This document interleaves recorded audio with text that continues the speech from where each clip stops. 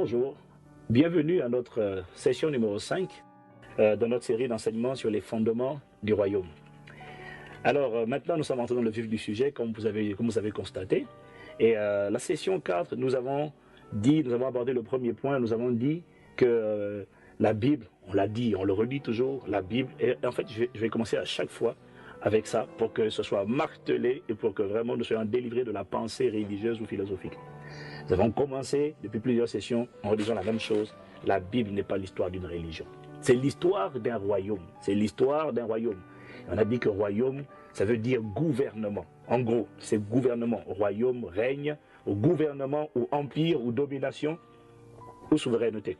Donc on a dit que l'histoire de la Bible se résume en 5 points. 1. L'histoire d'un roi. On a vu que c'est l'histoire d'un roi. Et nous avons dit que le roi est au centre de tout son royaume. Tout commence par lui. Et Dieu, nous l'avons vu, n'est pas un chef d'État. Attention, Dieu n'est pas un président. Les présidents s'en vont.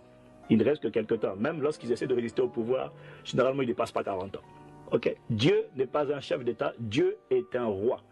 On n'approche pas un roi de la même manière qu'on approche un chef d'État. Parce que dans tous les royaumes, il y a des protocoles. Et dans les républiques aussi, certainement, il y a des protocoles. Mais dans un royaume, le protocole est encore plus accentué.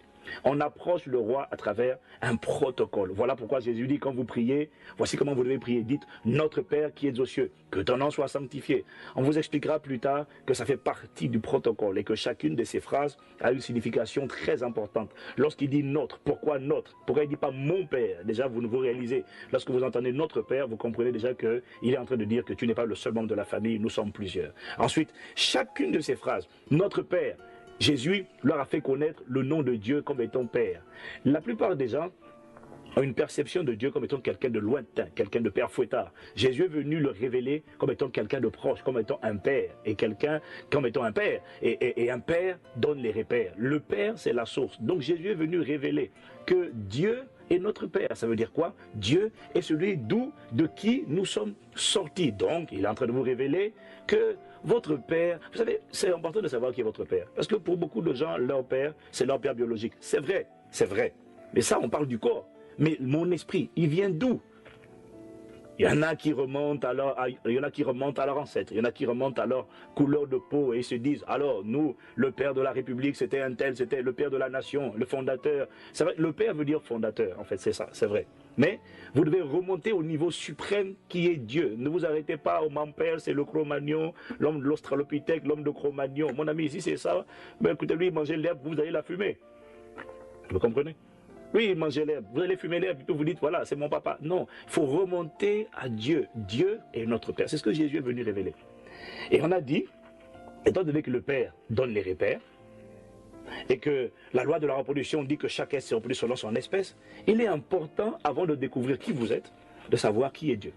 Lorsque j'ai trouvé qui est Dieu, j'aurais trouvé facilement qui suis-je moi-même, puisque je suis sorti de lui. Et on a dit donc que la Bible, c'est l'histoire d'un roi, et que le roi est au centre de son royaume, et que le roi est souverain.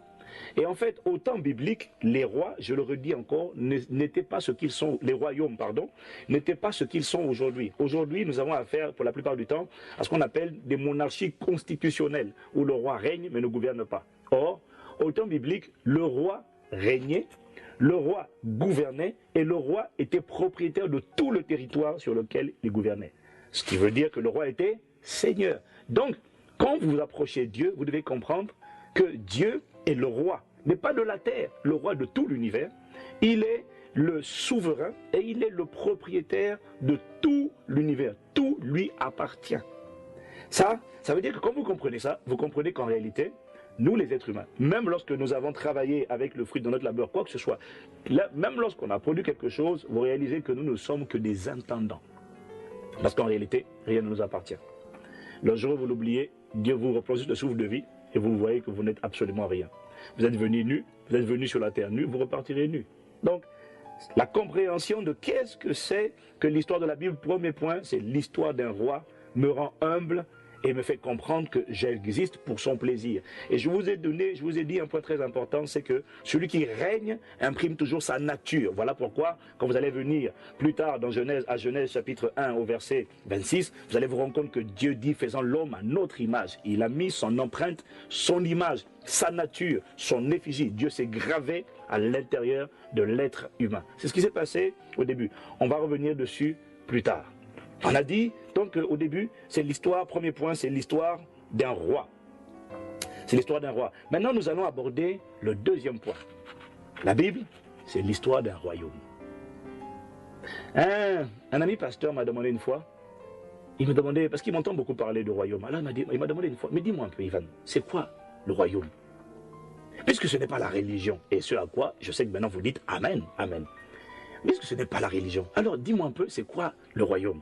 Et je lui ai dit, écoute, pour essayer de comprendre c'est quoi le royaume de Dieu, je te propose de sortir un peu des clichés religieux et répondre toi-même à la question. Qu'est-ce que c'est que toi, à ton avis, qu'est-ce que c'est qu'un royaume? Il m'a dit, bah, c'est un pays. J'ai dit, oui, bravo. Et j'ai dit, deuxièmement, c'est quoi? Il me dit, bah, c'est un système de gouvernement. J'ai dit, mais voilà, félicitations, tu as tout trouvé. Et voilà, un royaume, je vous ai dit, la Bible, c'est l'histoire d'un royaume. Alors, qu'est-ce que c'est qu'un royaume? Un royaume, c'est deux choses. Premièrement, c'est un système de gouvernement.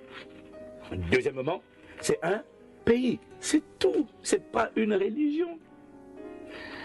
Alors, premièrement, la Bible, c'est l'histoire d'un royaume. Et je vous l'ai dit, le mot royaume vient du mot grec mamlaka, qui veut dire, le grec basileia, basileia, c'est de là que vient basilique, et de l'hébreu mamlaka. Et je vous ai dit que le mot royaume veut dire gouvernement, empire, régime, domination, souveraineté. Amen. C'est la première définition d'un royaume. Alors, Jésus dit dans Matthieu 4, verset 17, il dit, repentez-vous, changez votre manière de penser parce qu'un nouveau gouvernement, le royaume des cieux, on a vu est proche, parallèle, ça veut dire, le parallèle, synonyme, le royaume des cieux est proche, il est arrivé, il est à portée de main, le gouvernement des cieux est à portée des mains. Donc, premièrement, un royaume, c'est quoi? C'est un système de gouvernement. Si Jésus avait dit, la République des cieux est arrivée, la plupart des gens auraient mieux compris de quoi il parlait. Le problème, c'est qu'au temps de Jésus, la République n'existait pas. La terre ne comportait que des régimes appelés des royaumes, des types de systèmes de gouvernement appelés royaumes. Le concept de République n'a en moyenne qu'autour de 150 ans d'existence. Et sachez une chose, le système de gouvernement qui prévaudra pour l'éternité ne sera pas, hélas, une république, ça sera un royaume, c'est-à-dire avec au centre de tout, Dieu, sa majesté, le roi. Rassurez-vous, nous, vous et nous serons à ses côtés et nous régnerons sur la terre au siècle des siècles.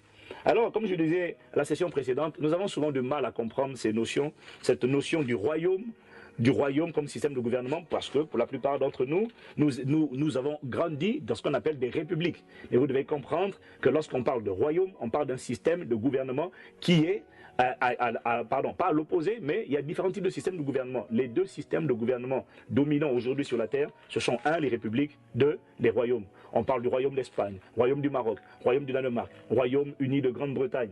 On parle de la République, et puis on parle ensuite des républiques. Est-ce que vous me comprenez? Mais comprenez-moi bien, il y a une différence entre la République et le royaume.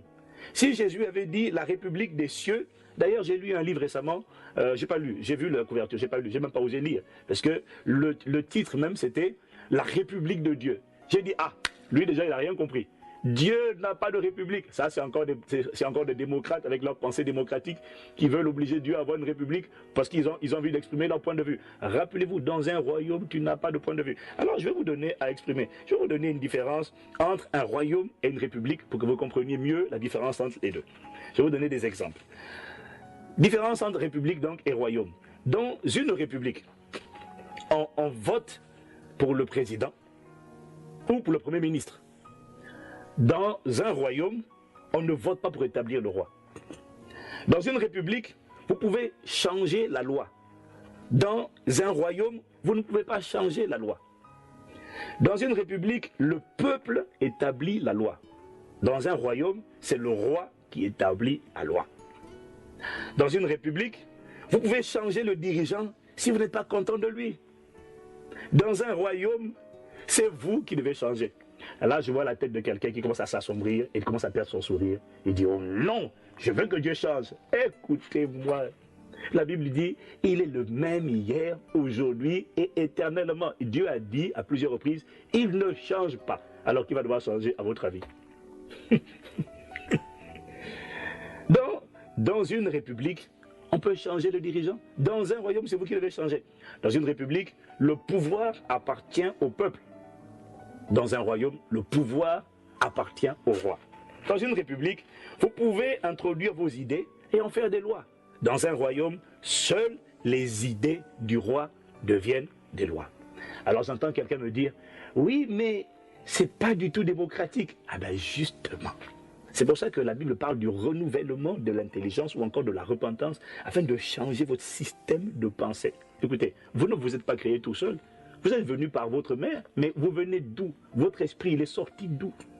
Vous avez été créé. Comment? La créature va-t-elle dire au potier, oui, mais pourquoi? Ça, c'est là. Écoutez, sortons de la pensée démocratique. La Bible, ce n'est pas l'histoire d'une démocratie, c'est l'histoire d'un royaume absolu où Dieu est au centre de son royaume. Et permettez-moi de vous dire aussi un point très important, parce qu'il faut le préciser. Vous savez, comme on a dit que la Bible n'est pas l'histoire d'une religion, maintenant, ce à quoi vous dites Amen, rappelez-vous de ceci. Les hommes peuvent changer, parce que les religions existent. Les hommes peuvent changer les canons, ils peuvent changer les canons de leur religion. Les hommes peuvent venir et vous dire, à partir d'aujourd'hui, nous déclarons, après nous être réunis en concile, ça c'est la religion, vous dire que désormais, Adam a le droit d'épouser Steve. Ça, c'est la religion. Écoutez-moi bien. Ça, ils peuvent amender, ils peuvent améliorer. Oui, je me souviens, avant de me convertir au Seigneur, je me disais, j'écoutais des fois les gens parler de la Bible et je disais, mais comment peuvent-ils dire un livre qui est plus de 2000 ans d'existence? Normalement, il faut le moderniser quand même, il faut faire un peu de toilettage, il y a des choses qui ont changé. Jusqu'à ce que je me convertisse au Seigneur, hélas, enfin pas hélas, heureusement pour moi, et que je découvre qu'en fait, ben, c'est l'histoire d'un roi. Et que le changement de la loi, c'est-à-dire de la constitution du royaume, donc nous allons voir tout à l'heure, qui s'appelle la BIBLE, le changement de la constitution ne peut pas être effectué par des hommes. Il est la prérogative absolue et exclusive de Sa Majesté le roi. Et mon roi a dit, les cieux et la terre passeront, ces paroles ne passeront pas. Donc, même si on vous dit, comme on m'a dit quand je me suis converti, mais tu sais, c'est pas grave. On peut quand même, si on s'aime, avoir des relations sexuelles hors mariage. Le plus important, c'est de s'aimer. Même le pasteur ou le prêtre ou l'imam ou le Bouddha ou tout ce que tu veux, celui qui met le Confucius, qui met la confusion, en fait, tout ce que tu veux. Même s'il a dit on peut, la question c'est que dit Sa Majesté le roi à travers la constitution du royaume? Que dit la constitution du pays? Ils peuvent changer les canons d'une religion, ils ne changeront jamais la constitution de mon pays d'origine qui s'appelle le royaume des cieux. Amen. Ah, j'aime parler de ça. Alors, donc, nous disons de l'histoire, nous revenons sur notre sujet, nous disions donc que la Bible, c'est l'histoire d'un royaume, et premièrement, un royaume, c'est un système de gouvernement. Maintenant, je voudrais que vous compreniez, aujourd'hui, sur la terre, tous les peuples, toutes les nations, je dis bien partout sur la terre, tous les peuples, toutes les nations recherchent justement le gouvernement G, l'administration A, ou encore le régime R, qui va résoudre et solutionner tous ces problèmes et faire de leur pays, faire de ce pays un jardin d'Éden, un paradis, comme c'était le cas au commencement. Aujourd'hui, vous allez vous rendre compte que, je vous ai dit il y a quelques sessions, les gens rejettent le message que nous apportons parce que nous apportons la religion. Les gens n'ont pas besoin de religion. Tout le monde attend tout du gouvernement. Tout le monde recherche le gouvernement avec grand G. Quel est ce gouvernement qui va solutionner nos problèmes? Quel est ce gouvernement qui va apporter les réponses à nos questions? Quel est ce gouvernement qui va faire la différence? Parce qu'en réalité, tous les peuples associent étroitement, tous les peuples associent leur qualité et leurs conditions de vie à la qualité et l'efficacité du gouvernement qui les dirige.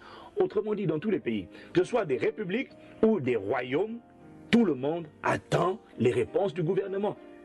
Et aujourd'hui, si vous faites un sondage en France ou aux Antilles ou en Afrique, et vous demandez aux gens quelles sont vos aspirations, quels sont vos désirs, quel est le cri, quels sont les cris de votre cœur, il n'y a personne, enfin, à part les religieux, il n'y a personne qui vous dira « nous attendons une fusée équivalente à Ariane pour pouvoir évacuer la Terre illico presto ». Non, parce qu'en réalité, sur Terre, les gens ont des challenges, les gens ont des besoins. Les gens vous diront « on attend l'amélioration du pouvoir d'achat ». On attend de pouvoir trouver des remèdes, des solutions contre les maladies. On se rend compte que le cancer n'arrête pas de progresser, le diabète, l'obésité, on parle de Alzheimer, on parle de la maladie de Parkinson. Mon Dieu, on découvre plusieurs dizaines de maladies chaque jour dans le monde entier. Ça, ce sont des problématiques concrètes que les gens ont. Ils vous diront, on veut l'augmentation du pouvoir d'achat. Ils vous diront, on pense aux retraites, on pense à l'éducation pour nos enfants. Les gens attendent tout du gouvernement. Tout. Qu'est-ce que je suis en train de vous dire? Je répète, les peuples associent leur qualité et leurs conditions de vie à la qualité et à l'efficacité du gouvernement qui les dirige.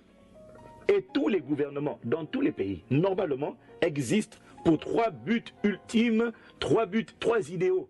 Tous les gouvernements, normalement, existent pour trois idéaux. Les gouvernements existent pour apporter la justice, pour apporter la paix, et pour apporter la joie. C'est pour ça qu'ils sont mis en place. C'est ce que le peuple attend et c'est la raison pour laquelle des fois, ils prennent leurs fonctions pour apporter au peuple la justice, la paix et la joie. Parce que les nations aspirent à ça. Les nations aspirent à la paix. Les nations aspirent à la paix. Alors, qu'est-ce qu'ils se sont dit? Alors, dès qu'il y a une guerre quelque part, qu'est-ce qui se passe? La communauté internationale se mobilise autant que possible pour que les armes se taisent, pour qu'il y ait la paix. Alors ils se disent, si les armes se taisent, s'il n'y a plus de coup de feu, les gens auront la paix. Alors bizarrement, vous arrivez en Occident, il n'y a pas de coup de feu, il n'y a pas de violence, du moins pas généralisé comme dans certains pays, il n'y a pas de guerre, il n'y a pas de coup de feu, mais les gens n'ont pas la paix. Hein? La France est en Europe le premier pays consommateur d'antidépresseurs. Antidépresseurs. Il n'y a pas de coup de fusil, on n'entend rien. Il n'y a pas de guerre, mais il n'y a pas de paix. Les nations cherchent la paix. Les nations cherchent la justice, ça veut dire quoi? On veut que l'innocent soit innocenté et que le coupable soit condamné. Et que le droit soit réparti de manière équitable à tous les citoyens. Soit la même justice pour tout le monde. Les nations cherchent la joie. Et voilà pourquoi tous les gouvernements, quand ils sont mis en place, ils essaient d'apporter ces idéaux. Ils essaient de répondre à ces aspirations. Ces aspirations sont légitimes parce que toutes les nations ont besoin de justice. Elles ont besoin de paix. Elles ont besoin de joie. Alors les gouvernements humains, les gouvernements terrestres vous disent, voilà, puisqu'on doit apporter ça, voilà ce qu'on va faire. On va redonner du pouvoir d'achat. On va relancer la croissance économique. On va combattre les maladies. On va vacciner les populations. Pourquoi? Ils se disent, alors notamment en relançant le pouvoir d'achat, en donnant du pouvoir financier, on va baisser les impôts, etc. On va faire ça pourquoi? Pour que les gens aient la joie. En fait, l'objectif derrière, c'est donner aux gens la joie, qu'ils aient la joie. Le problème, c'est que comment voulez-vous qu'un gouvernement, si bien soit-il, voilà, vous voyez, c'est la raison pour laquelle dans les pays où il y a des élections, à chaque période d'élection, vous allez vous rendre compte qu'il y a toujours un regain d'espoir, un regain d'enthousiasme. Les populations relèvent la tête, espèrent, disent « enfin, on va changer de gouvernement ». Pourquoi? Ils disent qu'on va changer de religion. Les réponses ne viennent pas des religions. Les réponses aux problèmes concrets du quotidien viennent des gouvernements. Voilà pourquoi on ne demande pas à la religion de faire quelque chose. On demande toujours au gouvernement de faire quelque chose. Et alors, regardez récemment aux États-Unis, le président Obama a été élu. C'était la ferveur, c'était l'alliance populaire. Ah, enfin, l'espoir renaît. Et puis au bout d'1 an, au bout de quelques temps, l'espoir commence à disparaître, à se dissiper. Pourquoi? Parce que les nations se rendent compte au final qu'il n'y a aucun gouvernement qui arrive vraiment à résoudre les problèmes, à dompter les maladies, à briser le cycle, le joug de la pauvreté, à assurer l'éducation de nos enfants, à donner confiance dans le peuple, estime personnelle, à gonfler mon estime personnelle, à me donner confiance en l'avenir. Il n'y a aucun gouvernement. Mais pourquoi il n'y en a aucun? Mais simple, parce qu'on ne peut donner que ce qu'on a. Comment voulez-vous que le gouvernement du pays où vous êtes vous donne ce qu'il n'a pas créé? Ce n'est pas lui qui a créé la joie, il n'a pas créé la paix, il n'a pas créé la justice. Ce sont des idéaux qu'il veut transmettre aux hommes. Ils ne les ont pas inventés. Mais là, j'ai une bonne nouvelle pour vous. Voyez? Et donc, voyez, les gens dehors, ils ont ça. Ce sont leurs aspirations. Si on comprend ça, on comprend que les gens ont des challenges, permettez-moi l'expression. Les gens ont des défis. Ils veulent des solutions. Mais là, moi, j'ai une bonne nouvelle à vous donner. C'est que la Bible dit que le Romains chapitre 14 au verset 17. La Bible dit, lisez avec moi, car le royaume de Dieu, c'est non pas le manger ni le boire, mais la justice, la paix et la joie par le Saint-Esprit. La version du Semeur dit, c'est car le règne de Dieu ne consiste pas à réglementer le manger et le boire, mais par l'Esprit Saint à nous rendre justes et à nous donner la paix et la joie. J'ai une bonne nouvelle pour vous. Vous vous dites, je veux la paix. Vous savez, je vous dis, les gens cherchent le royaume de Dieu. Ici, dans l'épître aux Romains, Paul dit, c'est le seul royaume, ou encore le seul gouvernement capable d'apporter la justice, la paix et la joie. Où? À l'intérieur de vous, par le Saint-Esprit. C'est le seul gouvernement. Voilà pourquoi Jésus dit, demande ce gouvernement à l'intérieur de toi. C'est le seul à être capable d'écraser la maladie. C'est le seul à être capable de foutre, de fiche les esprits mauvais dehors. C'est le seul à être capable de briser le joug de la pauvreté. Et je vous expliquerai comment il le fait. Jésus ne prend pas les gens pour les laisser comme ils sont, c'est pas vrai. Il transforme leur manière de penser. Et lorsqu'il arrive dans la barque, mon ami, vous ne pouvez pas rester pauvre lorsque vous développez la culture et la mentalité du royaume des cieux. C'est plus possible. Vous ne pouvez pas rester toujours vaincu, opprimé, comprimé, déprimé, supprimé. Non! Quelque chose se passe lorsque ce gouvernement vient à l'intérieur de vous. C'est de ça qu'il s'agit. C'est de ça qu'il s'agit. Alors Paul dit, le seul gouvernement capable de répondre à vos aspirations. Vous avez le droit d'être enthousiaste. Vous avez le droit d'être enthousiaste lorsqu'un nouveau chef de l'État ou lorsqu'un nouveau ministre, un premier ministre est élu. Mais laissez-moi vous dire une chose. Dans peu de temps, vous allez constater les limitations humaines. Parce que malgré la bonne volonté de tous ces dirigeants, ils ne peuvent donner que ce qu'ils ont. Et ils n'ont pas la paix, ils n'ont pas la joie, ils n'ont pas la justice, ils n'ont pas l'amour, ils n'ont pas. La Bible dit, le seul gouvernement qui est capable de le faire, c'est le royaume de Dieu. Ou encore, c'est le gouvernement de Dieu. Ou encore, c'est l'empire de Dieu. Mais établi où? À l'intérieur de vous. C'est là qu'il commence. Et quand il commence à l'intérieur, il transforme votre manière de penser. Il fortifie votre homme intérieur. Il fait de vous une autre personne. Vous allez vous rendre compte que la paix, la joie, la justice naîtront de l'intérieur. C'est de ça qu'il s'agit en premier. Donc, qu'est-ce que c'est qu'un royaume? Premièrement, un royaume, c'est un système de gouvernement. Ce n'est pas une république. Bénissons Dieu, parce que le fait d'être dans une république aujourd'hui nous ont permis d'expérimenter la démocratie, et très franchement, heureusement, parce que la plupart des hommes, l'homme, la Bible dit, le monde entier est sous la puissance du malin. L'homme ne peut donner que ce qu'il a. L'homme lui-même, il est colonisé, il est gangréné, il est oppressé par un royaume qu'on appelle le royaume des ténèbres. Et si on les avait laissés, on avait laissé les monarchies telles qu'elles étaient, elles auraient continué d'opprimer et de tyranniser le peuple. Je crois que c'est la raison pour laquelle Dieu a permis que dans l'histoire de l'humanité s'ouvre la parenthèse de la démocratie, mais rassurez-vous, on ne restera pas la démocratie. Lorsque Christ reviendra pour établir son royaume sur la terre, il ne s'agira pas d'une démocratie. Vous n'aurez pas le droit de dire, Seigneur, à partir d'aujourd'hui, peut-on changer? Je ne suis pas d'accord. Dieu vous dira, tu n'es pas d'accord, tu changes de position, tu vas en enfer si tu veux. Je ne t'accompagnerai pas. Et Castalou non plus. La Bible, c'est l'histoire d'un royaume. Et je dis, un royaume, c'est un système de gouvernement. Le deuxième point que nous allons voir, c'est que la Bible, toujours dans le deuxième point, excusez-moi, toujours dans le deuxième point, je vous ai dit, c'est l'histoire d'un royaume. L'histoire d'un royaume. Un royaume, c'est un système de gouvernement, mais un royaume, c'est un pays. Un royaume, ce n'est pas une religion. Lorsque je vous parle du royaume du Maroc, royaume d'Espagne, dites-moi, vous pensez à une religion? Alors pourquoi lorsqu'on vous dit le royaume des cieux est arrivé, pourquoi vous pensez à une religion? Mais d'où vient là? Mais Jésus n'a pas parlé de religion.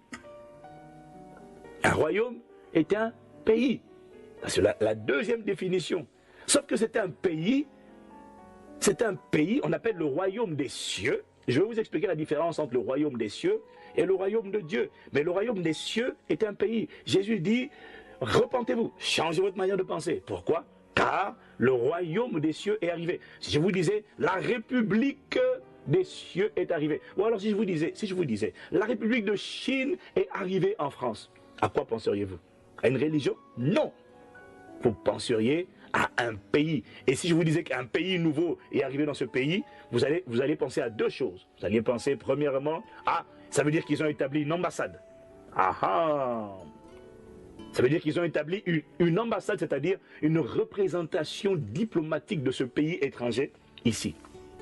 Vous penseriez à ça? Et si je vous disais, deuxièmement, la République de Chine, si je vous dis, la République de Chine est arrivée en France, vous penseriez deuxièmement, ça veut dire qu'il doit certainement y avoir ici en France désormais une communauté d'individus insérés mais non intégrés qui manifestent totalement la culture de la Chine ici en France.